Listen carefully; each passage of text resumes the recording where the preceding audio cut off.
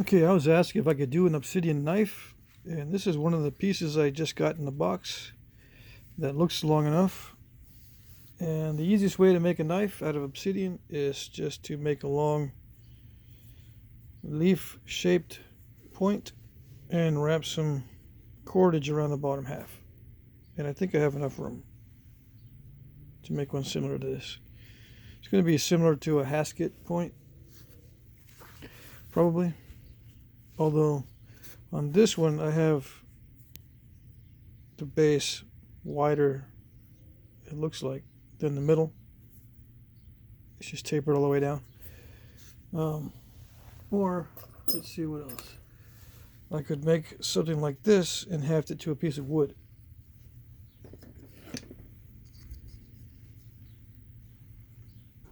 Make a knife that way.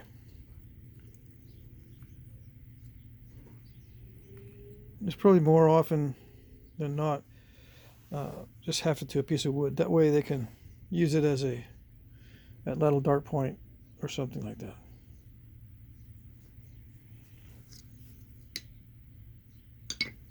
Let's see.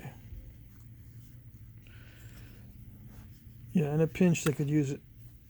I have different types of handles for knives. I like them wider, like this. But it could, you could, of course, use the mounted little dart point to the foreshaft and use that as a knife. Just take it out of the main shaft. All right, so let's do this and see how it goes.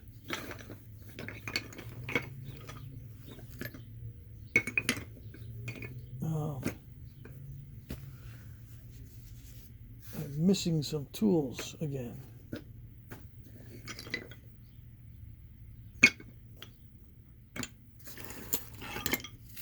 Okay. I don't think the dog can reach the table. I must have put him somewhere else. Okay.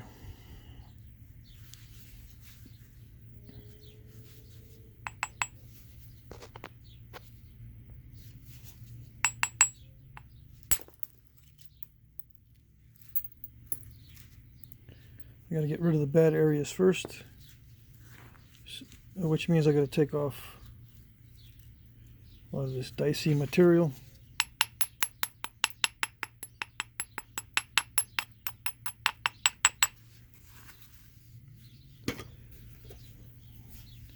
Might as well mix these different tools together just so I can compare.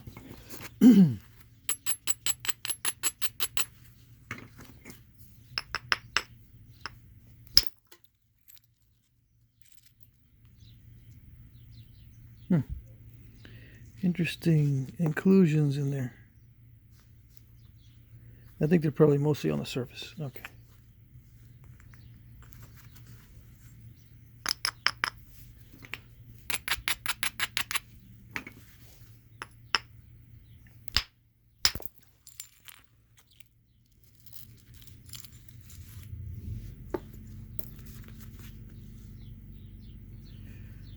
Very, very shiny.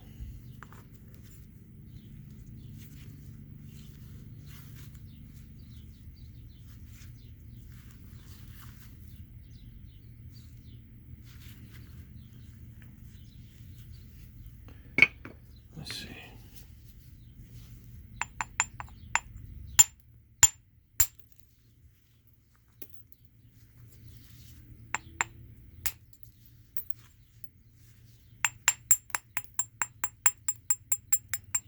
Yeah, I think I've mentioned this before, but I have to hit a lot harder with the antler to get flakes to come off,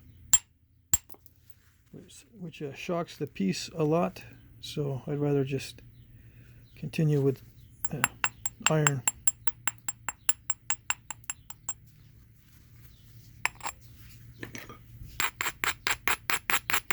If there's a crack that's going in there partially and I really shock it a lot with the antler, those cracks can expand and break the whole thing in half.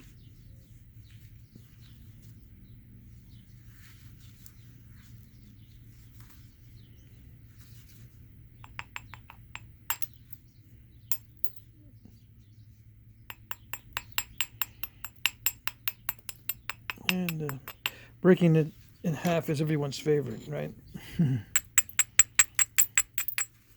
It's not. Why does everybody keep doing it? Okay.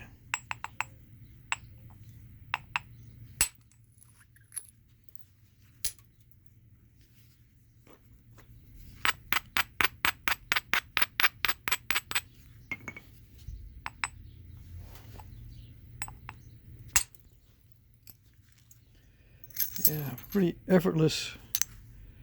And that's a nice, beautiful, clear piece of obsidian. That's beautiful.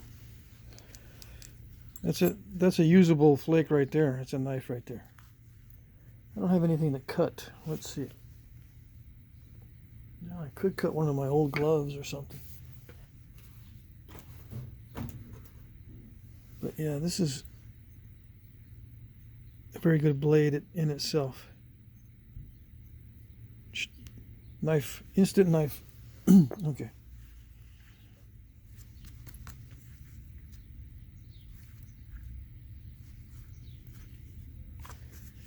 Of course, you know, you have to repair it once the edge gets dull. Those extremely sharp edges get dull quick.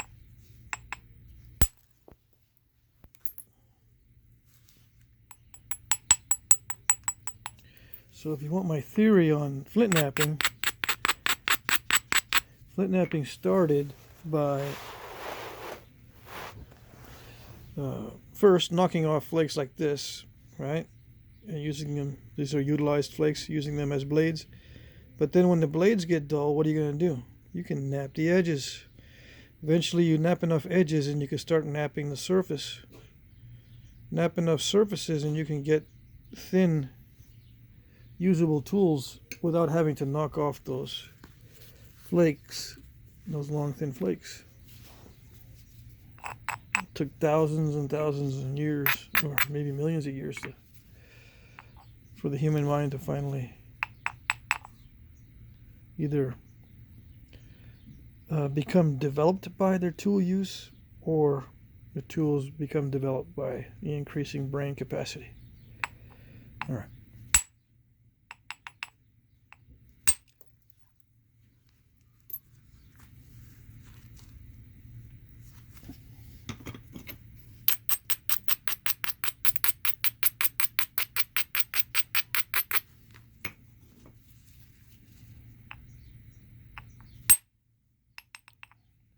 That was not good.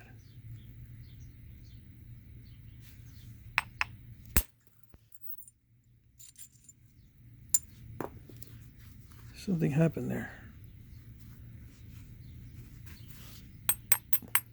I don't like when a flake doesn't detach when it should have detached.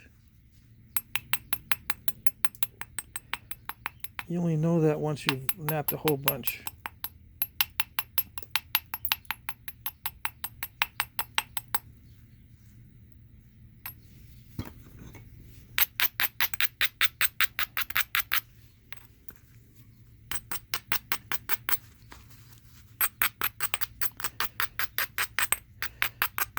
I'm doing this all the way around because I can feel it grabbing into my glove. There's a lot of sharp edges.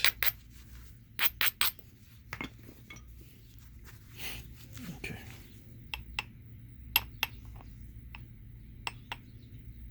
Well, maybe that's better with antler. Let's try that.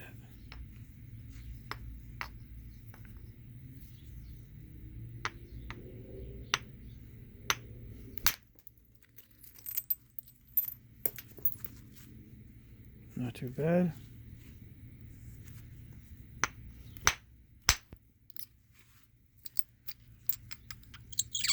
Wonderful material.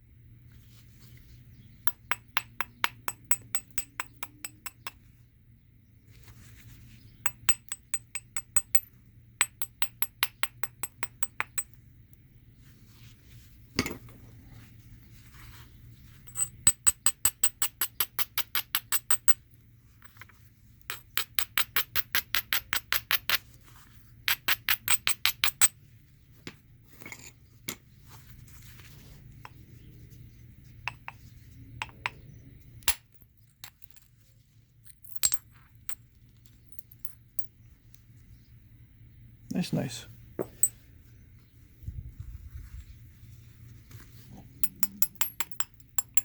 All those flakes coming off, I can use those for arrowheads.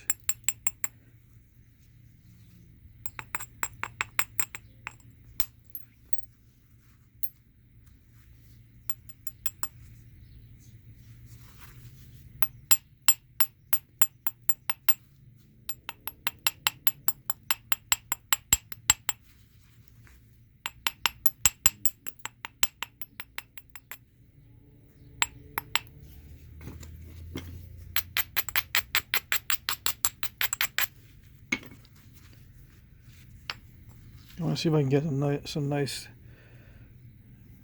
skinning flakes to skin that cortex off, or that patina.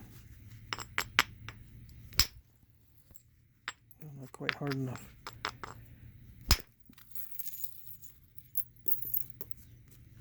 Nice.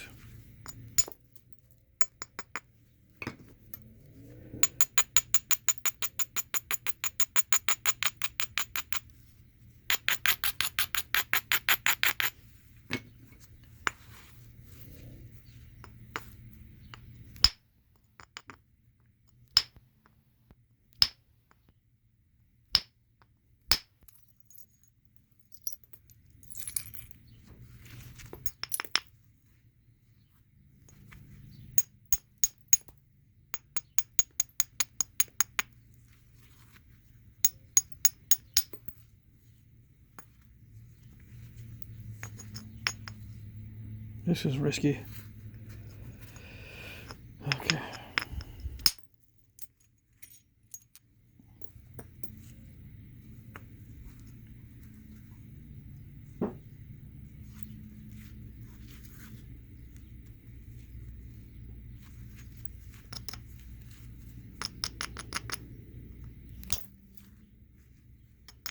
So you can still crush the heck out of it, even with antler.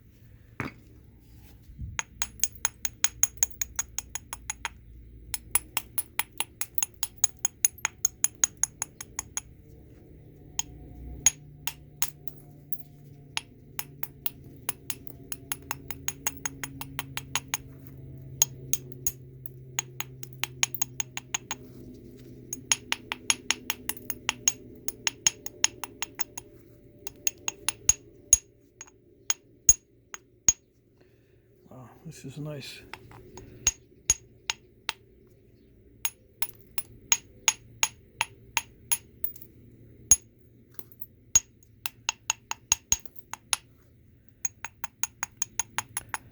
It's very strong. Some obsidian is quite strong as far as obsidian goes.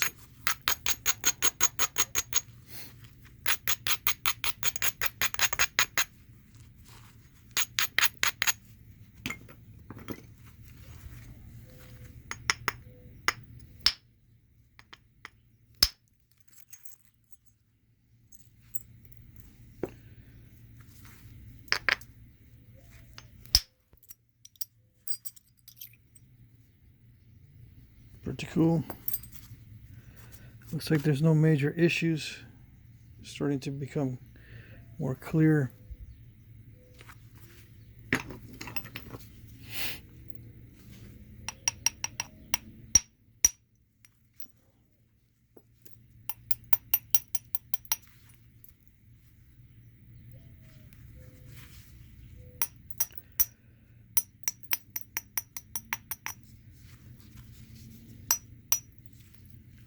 Need to work on the ends while it's still relatively thick in the middle.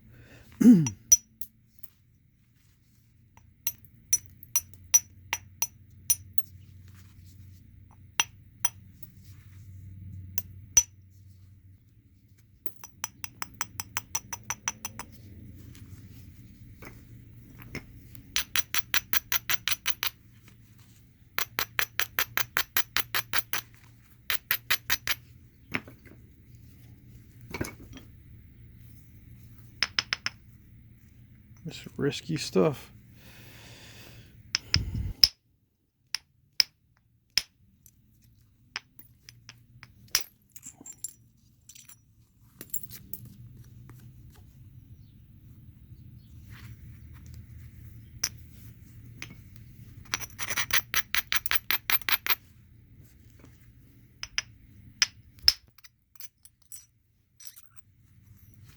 Sweet.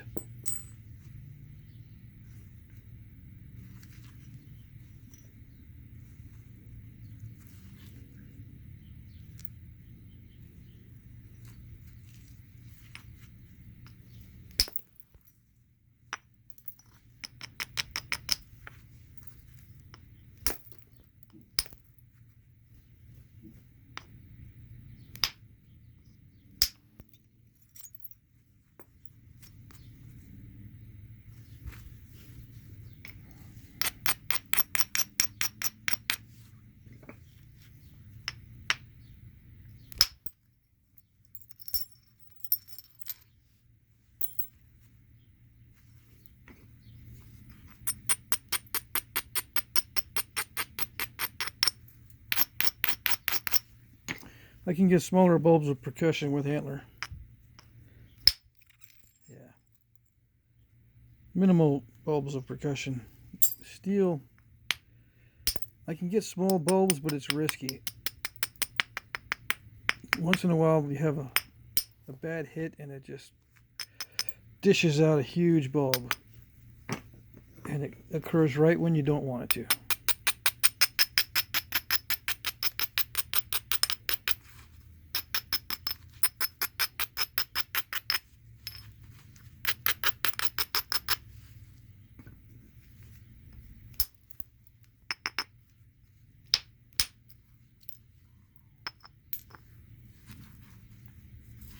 Got a nice big old step.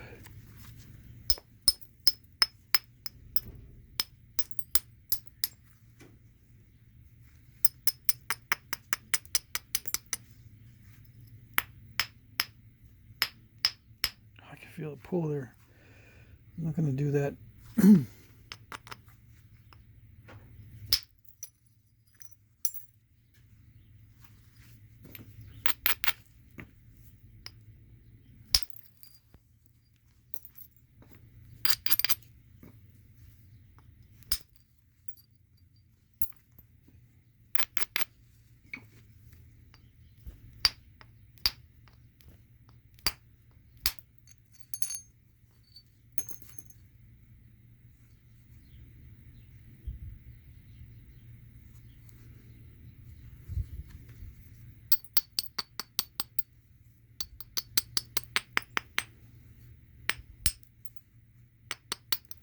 It's getting to be about that time. Switch over to indirect percussion.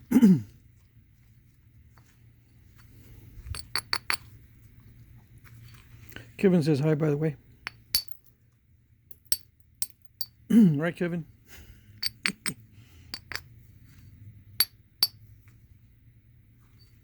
Okay. For those of you who are just now tuning in, Kevin is the name of my dog, or one of my dogs anyway. My daughter named it because I do not normally name my pets after or with people names. Okay. All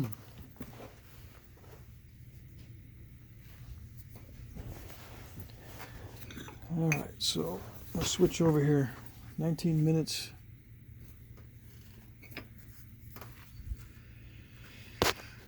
Okay.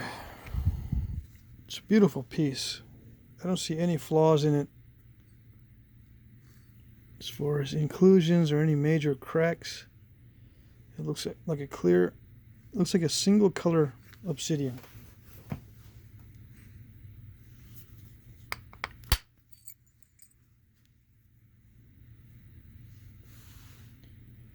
Yeah, that's about as clear as you can get.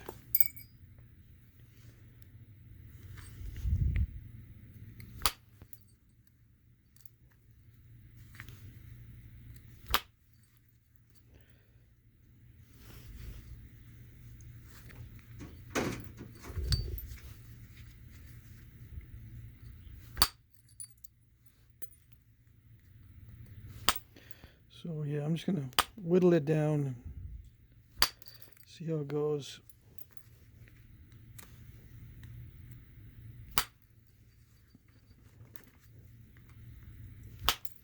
It's kind of good that I can't remove large flakes with this indirect percussion tool.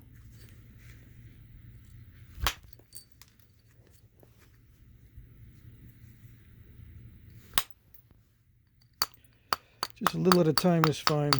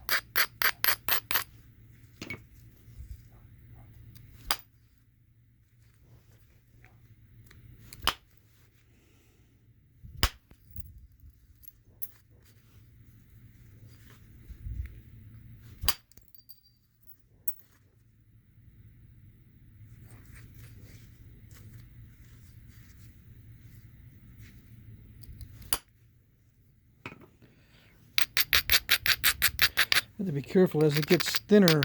I don't want a lot of incipient cracks on the edges. They could expand and go across. Like that strike right there had the potential of having some cracks.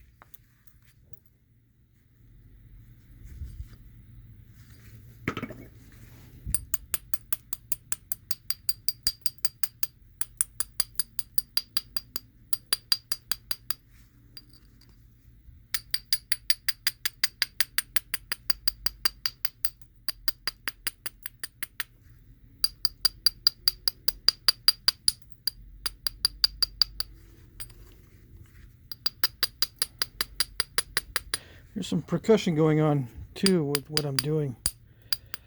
I might do a video just on how I do this percussion with the vibrator.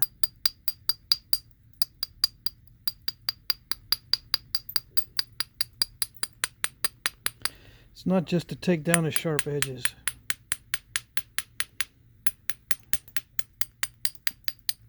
I'm also trying to develop an outline and turn the edge.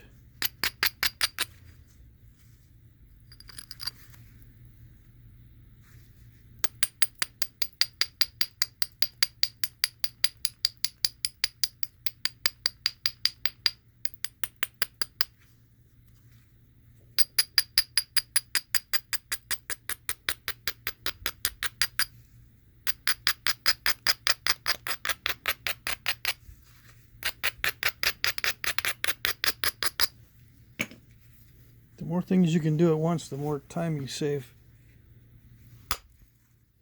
If you can abrade and do some percussion at the same time, it's worth it.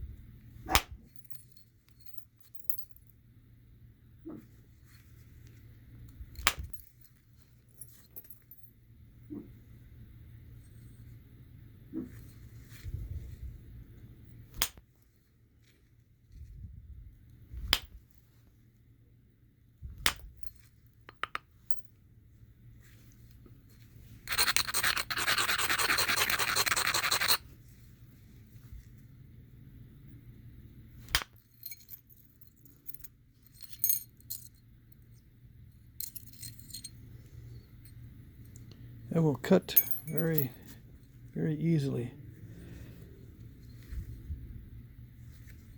You handle those flakes the wrong way and they will cut right through the glove and everything.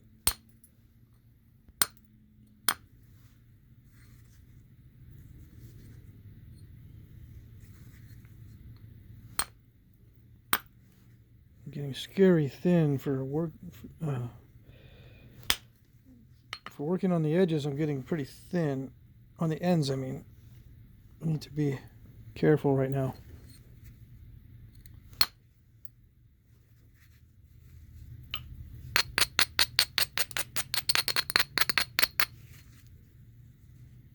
Probably should have done this a little bit earlier.